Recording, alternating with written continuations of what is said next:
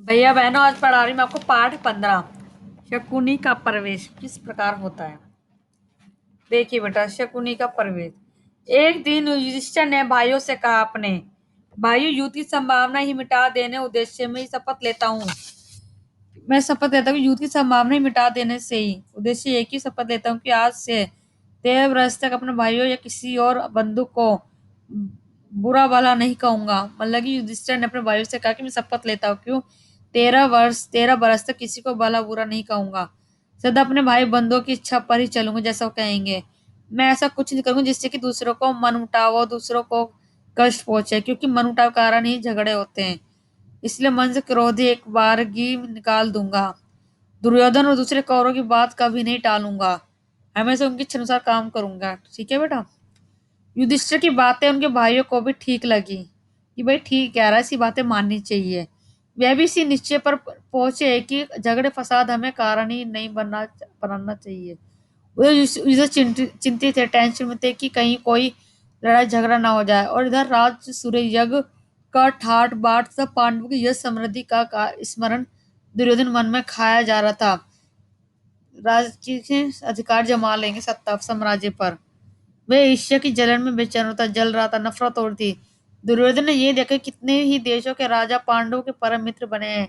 इन सबके स्मरण याद से माथे से उसका दुख और भी असह्य हो उठा। पांडव सौभाग्य की याद करके उनकी जलन बढ़ने लगी, जो क्षति नफरत और दुगनी बढ़ने लगी। अपने महल के कोने में इसी भांति चिंतित और उदास भाव से वे एक रोज खड़ा हुआ था। उसे ये भी पता न लगा कि उसके बगल में उसकी मामा शकुनी आ खड़ा हुआ था। मामा शकुनी, बेटे यो चिंतित और उदास क्यों खड़े हो? कौन सा दुख तुम्हें सता रहा है? शकुनी ने पूछा।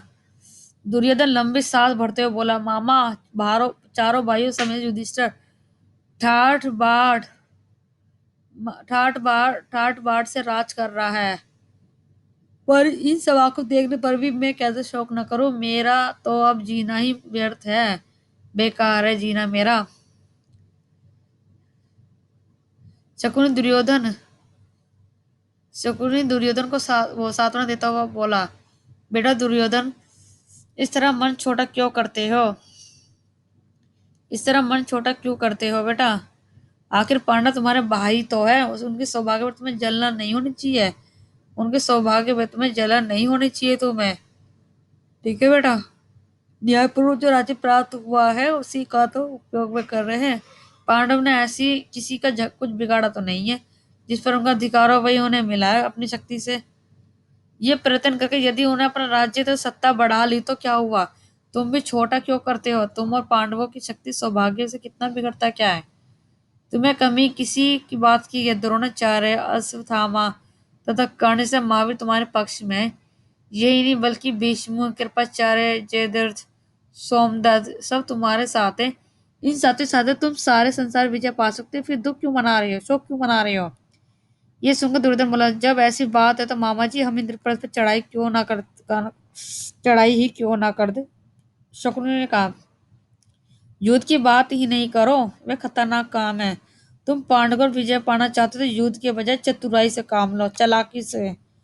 मैं तुमको ऐसा उपाय बता सकता हूँ जिससे बगैर लड़ाई के ही युधिष्ठिर पर सहज भी विजय पा सकते हो, बिना लड़ाई के, बिना हथियार के। दुर्योधन की आंखें आंसू से चमक उठी, बड़ी सुस्ता के साथ पूछा, मामा जी आप ही उपाय बताइए, सजेशन। शकुनी ने कहा, दुर्योधन, युधिष्ठिर को चौसर खेल का बड़ा शौक है, पर उसे खेलना नहीं आता है। हम उसे खेलने के लिए न्योता दें तो युधिष्ठिर अवश्य मान जाएगा। तुम जानते हो कि मैं मजा हुआ खिलाड़ी हूँ। तुम्हारी ओर से मैं खेलूंगा और युधिष्ठिर को हराकर उसका सारा राज्य ऐश्वर्य बिना युद्ध के सामने से छीन कर तुम्हारे हवाले कर दूंगा। इसके बाद दुर्योधन और शकुनी धृतराष्ट्र के पास गए तो शकुनी ने बात छेड़ी, राजन देखिए तो आपका बेटा दुर्योधन शोक और चिंता के कारण पीला सा पड़ गया है। अंधे और बूढ़े धृतराष्ट्र को अपने बेटे पर अपार स्नेह था। शकुनी बातों से सचमुच बड़े चिंतित हो गए। अपने बेटे को उन्होंने छाती से गले लगाया और बोले, मुझे तो कुछ समझ में नहीं आता कि तुम्हें किस बात की दुख है, किस चिंता है। तुम्हारे पास सब कुछ है, फिर भी क्या कमी है? सारा संसार तुम्हारे आज्ञा पालन चल रहा है, कर रहे, फिर तुम्हें क्या चिंता सता रही है? लेकिन शकुनी ने धृतराष्ट्र को सलाह दी कि चौसर खेल के लिए पांडव को बुलाया जाए। दोनों के इस प्रकार का आग्रह करने पर ही धृतराष्ट्र ने तुरंत ही हाँ नहीं की। वे बोले, मुझे ये उपाय ठीक नहीं जच रहा। मैं विदुर से भी ये सलाह कर लूंगा कि वे बड़ा समझदार है। मैं से उसका कहा मानता आया हूँ। उससे सलाह कर लेने के बाद ही कुछ तय करूंगा। पर दुर्योधन को विदुर से सलाह करने की बात पसंद नहीं आई।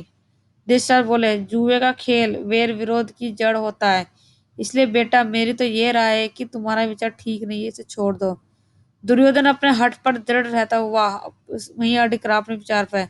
बोला, चौसर खेल कोई हमने तो जो इजाद किया नहीं है, ये तो हमारे पूर्वजों का ही चला हुआ खेल है। दुर्योधन के इस तरह के आग्रह करने पर आके धृतराष्ट्र ने घुटने टेक दिए।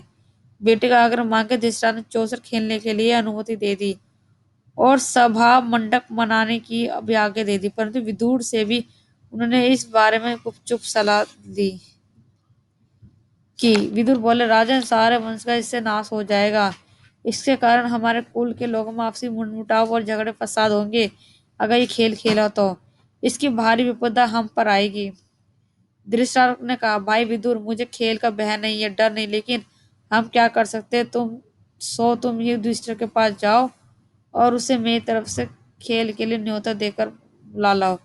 अपने बेटे पर उनका असीम स्नेह कमजोरी थी।